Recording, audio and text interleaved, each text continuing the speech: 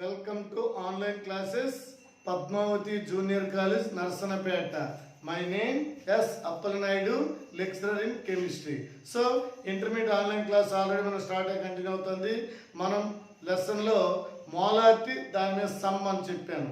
ఈరోజు నార్మాలిటీ చూద్దాం. Second one of in normality. So normality ఒకసారి చూడండి. Normality, capital M తెలియదా? Normality means the number of gram equivalent weights of solute present in 1 liter of the solution is called normality. The number of gram equivalent weights of solute present in 1 liter of the solution is called normality. 1 litre ద్రావణములో కరిగి ఉండే ద్రావితపు gram తుల్యభారాల సంఖ్యను normality అంటారు. 1 litre ద్రావణంలో కరిగి ఉండే ద్రావితపు gram తుల్యభారాల సంఖ్యను normality అంటారు. The number of gram equivalent weights of solute present in 1 liter of the solution is called normality. The denominator letter capital N. The denominator letter is capital N. So the normality of units gram per equivalent weights. Gram per equivalent weights. Gram per tulyankalu or normal concentration antam. So formula gan తీసుకుంటే N is equal normality is equal ఏంటంటే weight by gram equivalent weight వస్తుంది. GEW gram equivalent weight into 1000 by volume in millilitres. Molarity ఇక్కడ GMW చెప్తాం. The number of moles, అది the number of moles of solute present in 1 liter of the solution is called molarity అన్నాం. 1 litre ద్రావణంలో కలిగి ఉండే ద్రావితపు gram mole సంఖ్యను molarity అంటారు. 1 litre ద్రావణంలో కలిగి ఉండే ద్రావితపు మోల్ సంఖ్యను ఏమంటాం? మోలారిటీ అంటాం. So normality means the number of gram equivalent weights of solute present in 1 litre of the solution. 1 litre ద్రావణంలో కలిగి ఉండే ద్రావితపు తుల్య భారాల సంఖ్య నార్మాలిటీ అంటాం. So GWS. ఇక్కడ వాల్యూమ్ ఘనపరిమాణం మిల్లీ లీటర్లు ఇస్తే ఈ ఫార్ములా ఉంటుంది. అలా కాకుండా నార్మాలిటీ ఈజ్ ఈక్వల్ టు లీటర్లో కానీ వచ్చింది అనుకోండి, వెయిట్ బై GEW తుల్య భారం gram equivalent weight into 1/V లీటర్స్లో తీసుకుంటాం. వాల్యూమ్ అనేది ఘన పరిమాణములో ఉంటుంది. వాల్యూమ్ ఎందులో ఉంటుందమ్మా? లీటర్స్లో ఉంటుంది.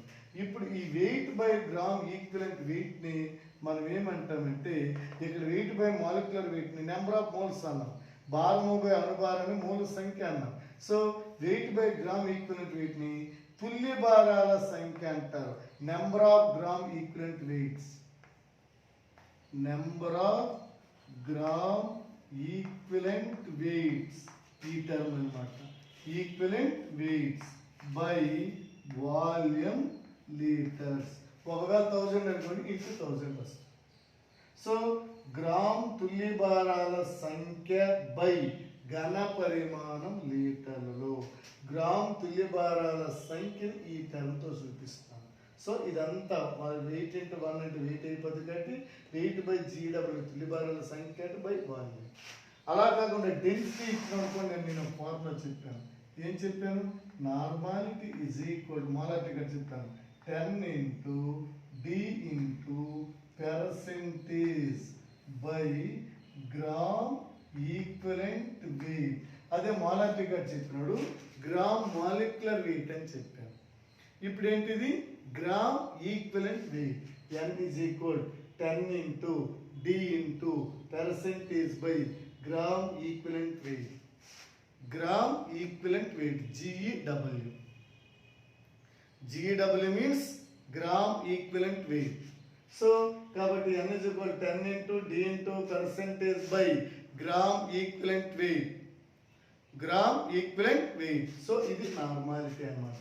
సో దీనికి మనం ఏంటంటే జనరల్గా normal solution means small or లాగే నార్మల్ సొల్యూషన్ మీన్ 1n అంటాం. డెసి నార్మల్ సొల్యూషన్ మీరు రేపటి సమయంలో ఇచ్చినప్పుడు n/10 అంటాం. దీన్ని 0.1n అంటాం. 0.1n. Centi normal means centi normal ద్రావణం అనగా centi normal solution means n/100 అంటే 0.01n. రేపటి మనం ఏ కాంక్రీట్ సంఖ్యలోనే నార్మల్ సొల్యూషన్ ఇస్తే 1n, డెసి నార్మల్ ఇస్తే దాని నార్మాలిటీ 0.1, సెంటీ నార్మల్ ఇస్తే 0.01 n సొల్యూషన్ n/100. అదే మోలార్ గారు చెప్పాను. మోలార్ సొల్యూషన్ అంటే 1m, డెసి మోలార్ సొల్యూషన్ అంటే m/100 అంటే 0.1m, సెంటీ మోలార్ సొల్యూషన్ అంటే m/100 అంటే 0.01m అని చెప్పాను. సో ఇక్కడ ఇది మెయిన్. సో మనం ఇక్కడ ఈక్వలెంట్ వెయిట్ ని ఎలా లెక్క కడతామంటే ఇక్కడ గ్రామ్ ఈక్వలెంట్ వెయిట్స్ ని మనం ఎలా లెక్క కడతామంటే for example gram equivalent weight is equal to gram molecular weight by యాసిడ్కి అయితే బేసిటీ అని చెప్తాం. యాసిడ్కి అయితే ఏం చెప్తామమ్మా? బేసిటీ. బేస్కి అయితే ఎసిడిటీ అని చెప్తాం. ఎసిడిటీ. అదే సాల్ట్కి అయితే anion charge ORR cation charge అంటాం. Anion charge cation charge. అలాగే పొటాషియం పర్మాంగనేట్, పొటాషియం డైక్రోమేట్ ఇలాంటి కాంపోనెంట్స్ అయినప్పుడు gain or loss of electrons అంటాం.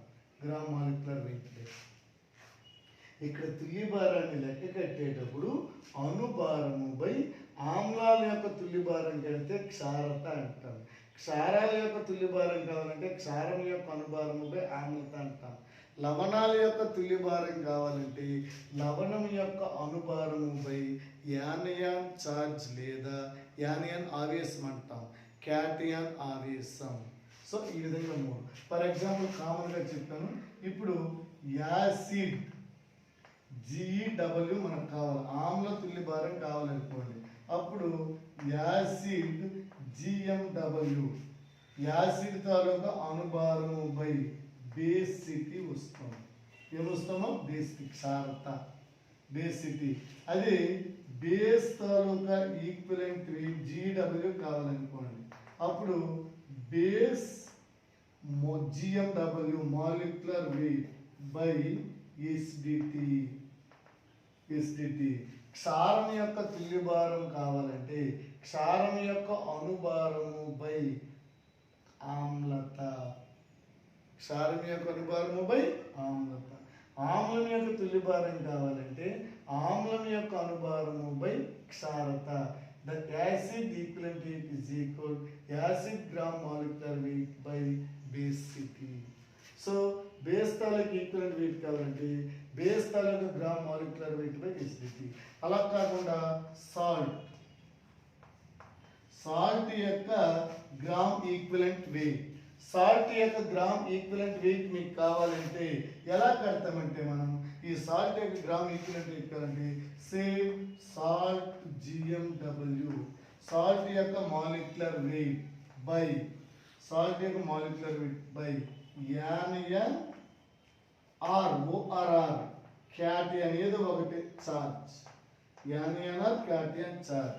సాల్ట్ యొక్క గ్రామ్ మాలిక్యులర్ వెయిట్ కావాలంటే యానియన్ ఆవేశము అణుభారము బై యానియన్ ఆవేశము లేదా క్యాటియన్ ఆవేశం. ఈ విధంగా మనకి మూడు వస్తాయి. ఇప్పుడు ఎగ్జాంపుల్ చూడండి. నేను HCl తీసుకుంటాను. HCl అనేది యాసిడ్ బేసా ఆమ్లమా క్షారమా? యాసిడ్.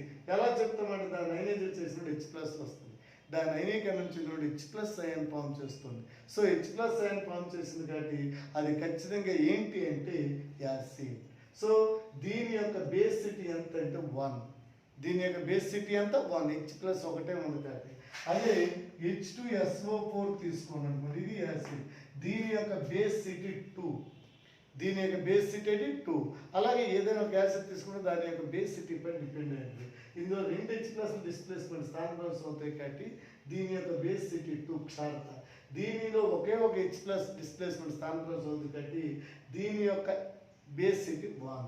సో ఇప్పుడు ఈ రెండింటి వరకు ఈక్వలెంట్ వెయిట్లు కావాలనుకోండి. ఇప్పుడు GeWHCl is equal ఏంటి దీని యొక్క మాలిక్యులర్ వెయిట్. దీని యొక్క మాలిక్యులర్ వెయిట్ ఎంత 36.5 by 1. దట్ మీన్స్ ఎంత వస్తుంది 36.5. HCl తర్వాత మాలిక్యులర్ వెయిట్ అందరికీ తెలుసు ఏంటి 1 + 35.5. So 36.5 by 1. దట్ మీన్ ఎంత వచ్చింది 36.5. So GWHCl is equal 36.5 by 1. That means 36.5 grams. అది HCl. ఒకవేళ H2SO4 కావాలనుకోండి GeWH2SO4 is equal దీని మాలిక్యులర్ వెయిట్ ఎంత అంటే 98 by దీని బేస్ ఎంత చెప్పారు 2 సో దట్ మీన్స్ అంత 49. ఎంతమ్మా 49. సో ఇది 98 అని వచ్చింది. హైడ్రోజన్ 2 ఉన్నాయి 2 ప్లస్ సల్ఫర్ 32 ప్లస్ 2 ఎంత 34. ఆక్సిజన్ 16 లెక్క 4 ఉన్నాయి కాబట్టి 16 4 64 ప్లస్ 34 90. ఓకే కాబట్టి ఈ విధంగా మనకు అనుభవం 98 అయితే బై 2 కాబట్టి మనకు ఎంత వచ్చింది 49. ఎంత వచ్చిందమ్మా 49. సో H2SO4 యొక్క equivalent weight is equal H2SO4 molecular weight by basicity. H2SO4 molecular weight 98, basicity 2 కాబట్టి సో 49 వచ్చింది. ఇలా మనం ఏంటంటే మనం ఈక్వలెంట్ వెయిట్ని ఐడెంటిఫై చేసుకోవాలి. అలాగే యాసిడ్ కాకుండా బేస్ తీసుకోండి. NaOH ఉంది. NaO వచ్చింది బేసిక్గా OH మైనస్ ఉంది. అలాగే BaOH ట్వైస్ ఉంది. BaOH twice means ఏంటి బేరియం హైడ్రాక్సైడ్. NaOH means ఏంటి sodium hydroxide. Sodium hydroxide barium hydroxide ఏంటివి బేస్. దీని యొక్క ఎసిడిటీ ఎంత వస్తుందంటే దీనిలో OH మైనస్ దీనిలోనే బాండ్ కాబట్టి దీని యొక్క ఎసిడిటీ 1. దీనిలో ఎన్ని OH మైనస్ ఉన్నాయి 2 కాబట్టి దీని యొక్క ఎసిడిటీ 2. దీని యొక్క ఎసిడిటీ ఎంత 2. Number of OH minus displacement of base is called acidity. ఒక క్షారాన్ని అయనీకరణం చెందించినప్పుడు స్థానభ్రంశం చెందే OH మైనస్ అయాన్ల సంఖ్యని ఆమ్లత అంటాం. NaOHలో ఒకే ఒక OH ఉంది కాబట్టి ఆమ్లత 1. BaOH ట్వైస్లో 2 ఉన్నాయి కాబట్టి 2. AlOH థ్రైస్లో 3 ఉంటాయి కాబట్టి 3. NH4OHలో మళ్ళీ 1 ఉంటుంది కాబట్టి 1. ఇలా మనం ఏంటంటే ఎసిడిటీని ఆమ్లతను ఐడెంటిఫై చేస్తాం. ఇప్పుడు దీని యొక్క ఈక్వలెంట్ వెయిట్ కావాలనుకోండి చూడండి GeWH is equal NaOH తాలూకు మాలిక్యులర్ వెయిట్ ఎంత 40 ఎలా వచ్చింది Na ఎంత 23, హైడ్రోజన్ ఎంత 1 24, ఆక్సిజన్ ఎంత 16. సో 40 ఒకే ఒక ఆక్సిజన్ ఉంటుంది 40. దీని యొక్క ఎసిడిటీ ఎంత అని చెప్పారు 1. దట్ మీన్స్ ఎంత వచ్చింది 40. దట్ మీన్స్ ఎంత వచ్చిందమ్మా 40. అలా కాకుండా బేరియం హైడ్రాక్సైడ్, కాల్షియం హైడ్రాక్సైడ్ లేదా మెగ్నీషియం హైడ్రాక్సైడ్ తీసుకుని అనుకోండి అప్పుడు దాని యొక్క BaOH ట్వైస్ అంటే ఎంత అవుతుంది దీని మాలిక్యులర్ వెయిట్లో బేరియం 137 తీసుకోవాలి. బేరియం ఎంతమో 137 లేదా 146 వరకు ఉంటుంది. ఇక్కడ O 2 అంటే 32 తీసుకోండి. ఒక ఆన్సర్ బదులు H 2 ఉన్నాయి సో 2 ఎంత అయింది 7 + 2 ఎంత 9 + 2 ఎంత 11 అంటే 3 ఎంత 6 1 ఎంత 7 అంటే 171 అనేది దీని యొక్క మాలిక్యులర్ వెయిట్ బై 2. 171 by 2 ఎంత వస్తుంది 85.5. 85.5 అంతేనమ్మా సరిపడదా లేదా 85 సారీ 170 కంటే 85.5. ఇలా మనం ఏంటంటే బేస్ తాలూకా ఈక్వలెంట్ వెయిట్ ని మనం ఐడెంటిఫై చేస్తాం. సో ఇది 170 బేరియం అటామిక్ వెయిట్ 137, ఆక్సిజన్ 2 ఉన్నాయి కాబట్టి 32, హైడ్రోజన్ 2 ఉన్నాయి కాబట్టి 1 2 సో 171. ఇది మెయిన్. ఇప్పుడు యాసిడ్ అయింది బేస్ అయింది. సాల్ట్ తీసుకోండి.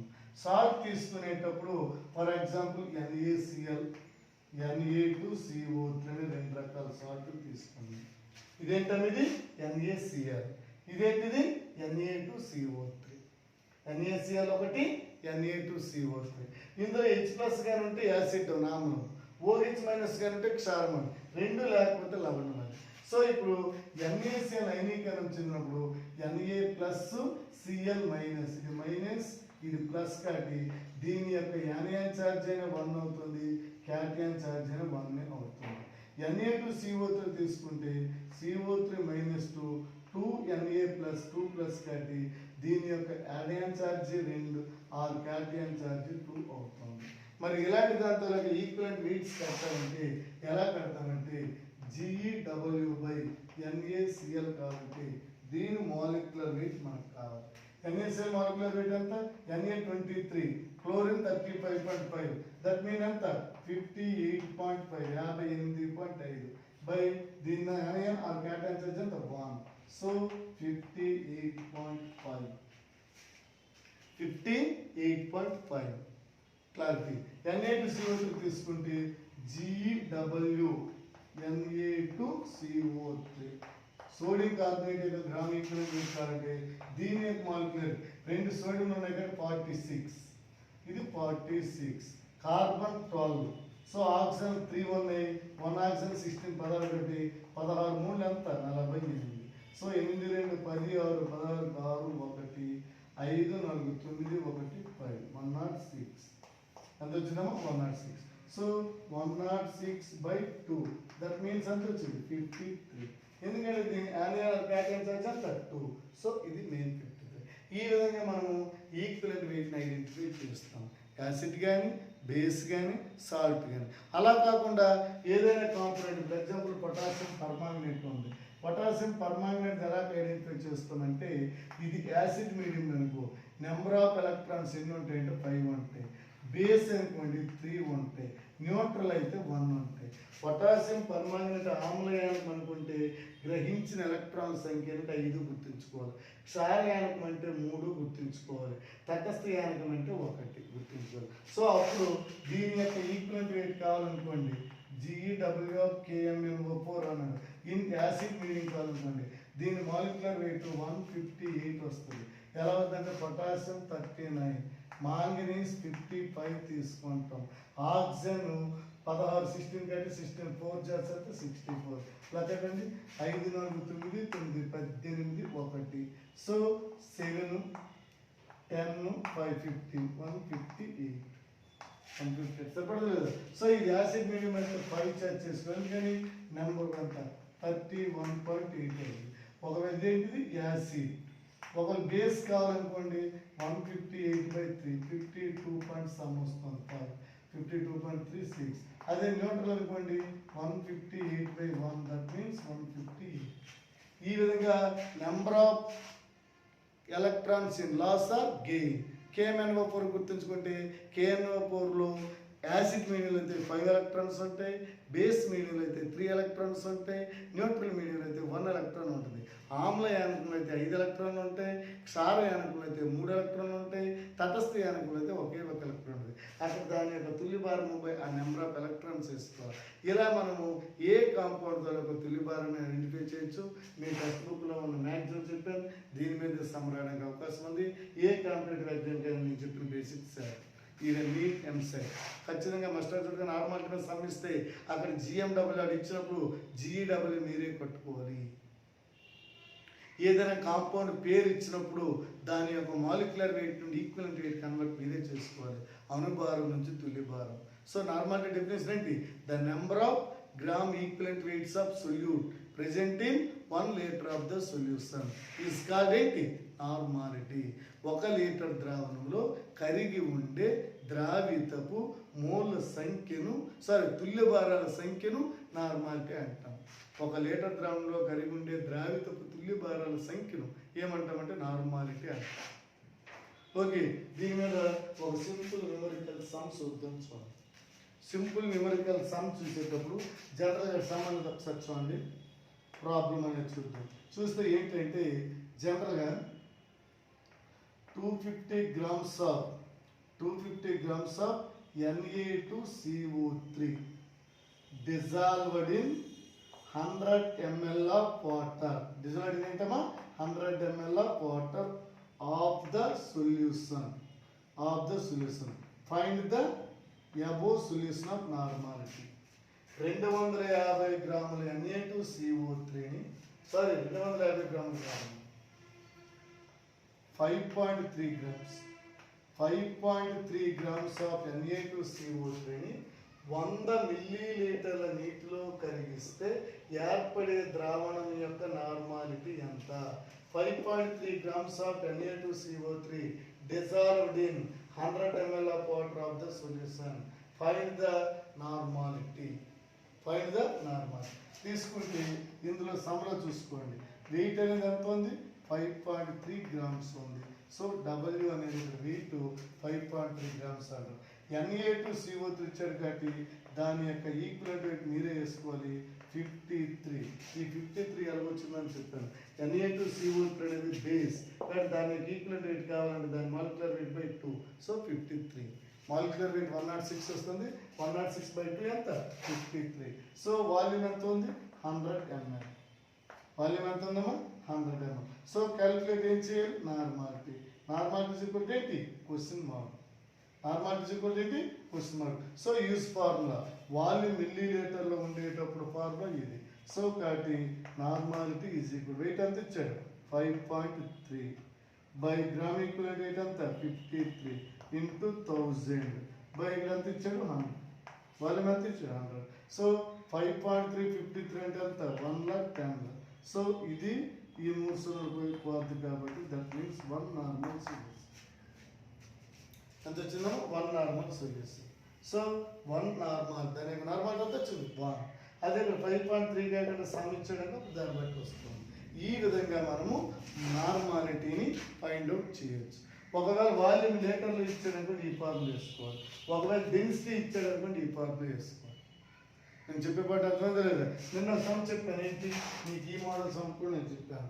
మాలార్టీ కదా 4% W/V NaOH solution prepared. NaOH solution prepared. Calculate the normality. Calculate ఏంటమ్మా? నార్మాలిటీ. 4% W/V NaOH ద్రావణాన్ని తయారు చేస్తే ఆ ద్రావణం యొక్క నార్మాలిటీ ఎంత అంటారు? 4% W/V NaOH solution prepared. Calculate the normality. Calculate the normality. 4% W/V NaOH ద్రావణం యొక్క నార్మాలిటీ అంటే 4% W/V NaOH సొల్యూషన్ ని 4% W/V NaOH ద్రావణం అనగా 4 గ్రాముల NaOH, 4 grams of NaOH dissolved in 100 ml of water. దీని యొక్క వాల్యూమ్ అనేది పర్సెంటేజ్ 100 తీసుకోవాలి. So 100 ml of water. ఇది 100 మిల్లీలీటర్లో కరిగి ఉన్నదని అర్థం. 4% W/V NaOH solution means 4 grams NaOH dissolved in 100 ml of the solution. 4% NaOH ద్రావణం అనగా 4 గ్రాముల NaOH 100 మిల్లీలీటర్లో కరిగి ఉన్నది. 100 మిల్లీలీటర్లో కరిగి ఉన్నది. 100 మిల్లీలీటర్లో కరిగి ఉన్నది అని అర్థం. సో ఇప్పుడు దీని ప్రకారం తీసుకుంటే మనకు వెయిట్ ఎంత వచ్చింది? వెయిట్ చూసుకుంటే ఎంత వచ్చింది? 4 grams. వాల్యూమ్ ఎంత ఇచ్చాడు? 100 ml. సో GW NaOH ఎంత? 40. GW NaOH అని చెప్పండి, బేస్ లో ఉంచండి 40 ఉంటుంది. So calculated normality. So volume normality ఏంటి? వెయిట్ ఎంత ఇచ్చాడు? 4. GW ఎంత? 40 ఇంటూ 1000 బై ఎంత ఇచ్చాడు? 100. సో ఈ రెండు పోతాయి. 4 1 4 10 10/10 1 నార్మల్ సొల్యూషన్. 1 నార్మల్ మీన్ ఎంత? అదే 0.1 వస్తే డెసి నార్మల్, 0.01 వస్తే centi normal, some certain number వస్తే ఆ నెంబర్తో క్యాలిక్యులేట్ చేస్తాం. ఈ విధంగా మనము నార్మాలిటీని ఫైండ్ అవుట్ చేస్తాం. సో ఆల్రెడీ నేను మోలారిటీ చెప్పాను, నార్మాలిటీ చెప్పాను. మోలారిటీ నార్మాలిటీలో రిలేషన్ ఉంది, ఇంకా ఆ తర్వాత మోలారిటీ ఉంది. నెక్స్ట్ క్లాస్లో నేను మరలా మీకు the relation between of molarity and normality, molarity and normality మీరు చెప్తూ దాని రిలేషన్ చెప్తున్నారు, మోలారిటీ చెప్తాం. Okay, thank you. 1 and all.